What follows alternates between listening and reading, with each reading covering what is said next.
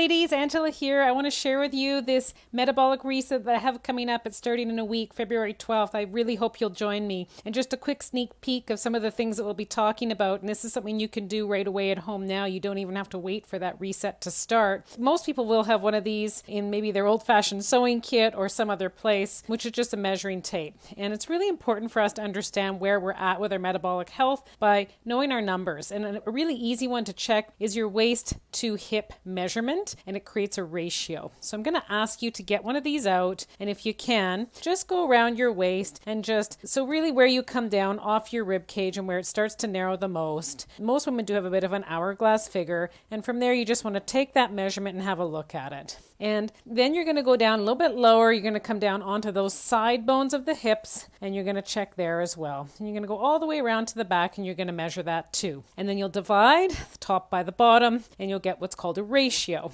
Now, for most women, we want to have our ratio at 0.7, so 0.7 or less. Even a little lower than this is good. Many women are at 0.8 or higher. Many women notice that their waistline is starting to approach that hip line. Women that, again, tend to have more of that hourglass type figure than males, which have more of that straight down figure. All females are different in regards to how much of this hourglass we have, but many women are finding that they're approaching their hip line with their waistline as you get into your 40s and beyond. And this means that you are starting to experience metabolic challenges. It's common for this to happen for females as they get closer to and then transition into menopause. As our female sex hormones lower, we become a little bit more insulin resistant. We're not as easily able to process, digest, and utilize sugars for fuel, and as well as saturated fats, and we'll often get more storage, and this is a common area for it. So I want to let you know it's not that you're alone in this. It's not that you're doing something wrong necessarily, but you may not be doing all the things right that you need to as well to improve not only your waistline and your figure,